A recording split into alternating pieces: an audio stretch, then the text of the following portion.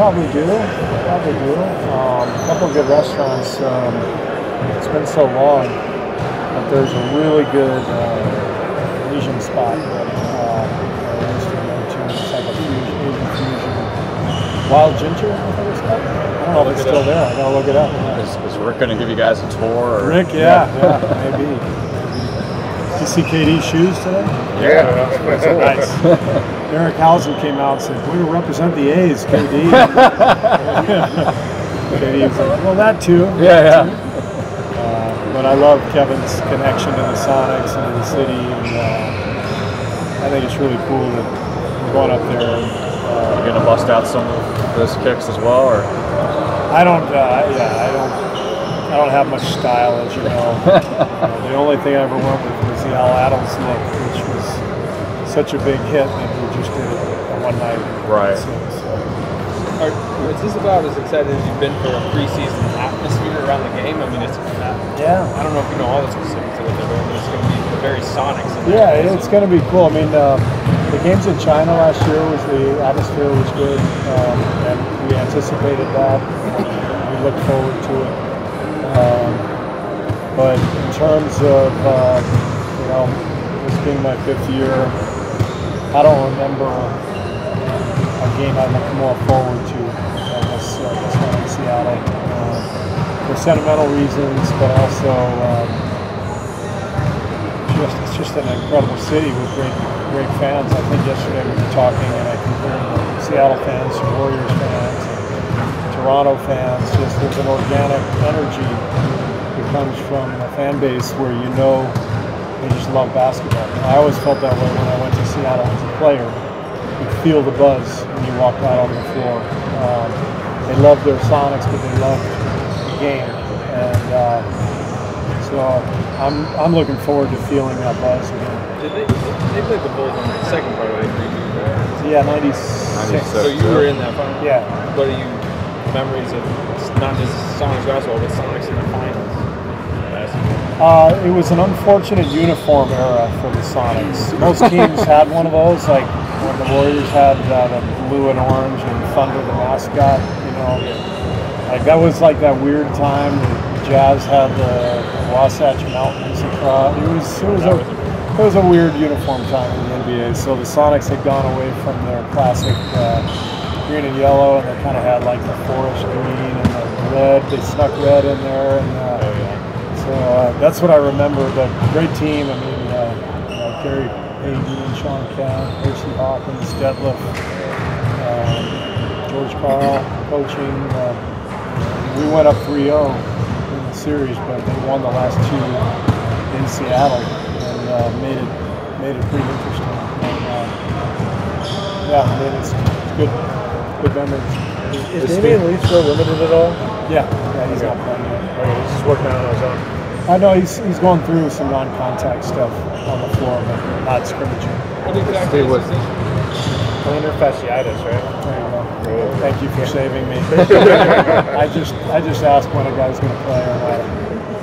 With Seattle, I mean, they won the title in '79. They had a lot of star players through their history. But what other things made the Seattle franchise such a great team for the NBA? Well, the fan base, like I said, the fan base was special. It's a hotbed for basketball. You think of all the great NBA players who have come from Seattle. It's an area where the game is people are passionate about the game, and so whether it was just homegrown players or University of Washington, and the excitement on campus for the Washington teams, the history of the Sonics, not just the title team, but some of the great players through the years that played there. It's a special place. It's like I said, it's one of those places back in the day where you just circled on the calendar because you knew it was going to be a fun atmosphere. What's your feeling on? I mean, right now the NBA has indicated they're looking to expand, but just in general, what's your feeling of them having a franchise? Well, I mean, we should be in Seattle, right? It's sort of a no-brainer. I mean, it's one of the top 10 markets, I believe, in North America, or at least in the United States. It's so a big TV market, Pacific Coast time slot, which would be great for TV purposes, so we don't get stuck with these 8:30 starts, around the league, which is a result of kind of the domino effect of losing Seattle and Vancouver. We have fewer teams on the West Coast, so now we've got to create these West Coast time slots for ESPN and TNT. But the more important thing is just it's a hotbed, and people love the game. And the Sonics were there for 30 plus years, I think, right? How many? 41 years. So, we need a team in Seattle, but I'm not a proponent of expansion. I don't think the league's in a position now to expand because I don't think the talent base calls for that. But I do think Seattle's the logical next choice for a team if there's a move or if there is expansion. Seattle's got to be number one on that list. How was that Pacific Northwest trip where you would go to Vancouver, to Seattle, to the West Coast trip? Yeah, Portland. How were those trips? Portland, Seattle, Vancouver. I mean, we look forward to those trips all the time. And Vancouver was amazing. That's one of the most beautiful cities in the country, in the world, really. And then Seattle also. So it made for a better travel schedule too. You could knock out 3 West Coast teams and all within about an hour of each other. So made more sense, but water under the bridge. Steve, you mentioned expansion. How often does that come up in conversation with the league or with you guys as coaches, if at all? Never. It's really not our department, and that's for the owners. League office to decide, so nobody's ever brought it up to me, nor should they. So, not my call.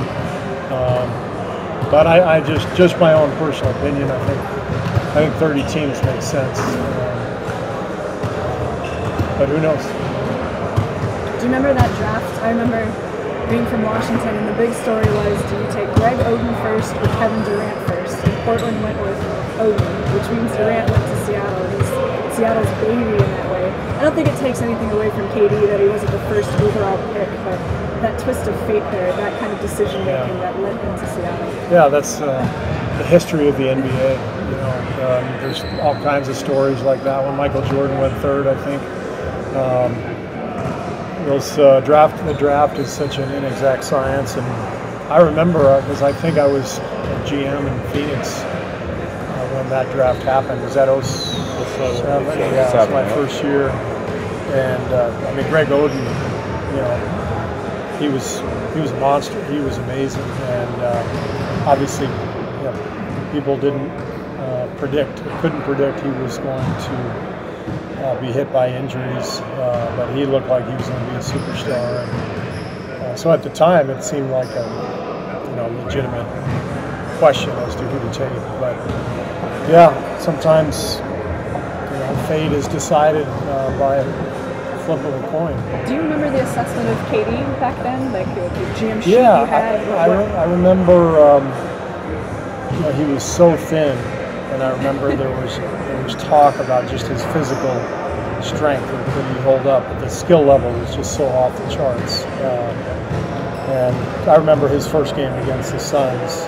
Our guys were raving. Sean Marion guarded him. And, our guys were just raving about how good Kevin was going to be, as he continued to grow. All right, thanks a lot. Thanks, Steve. You got it.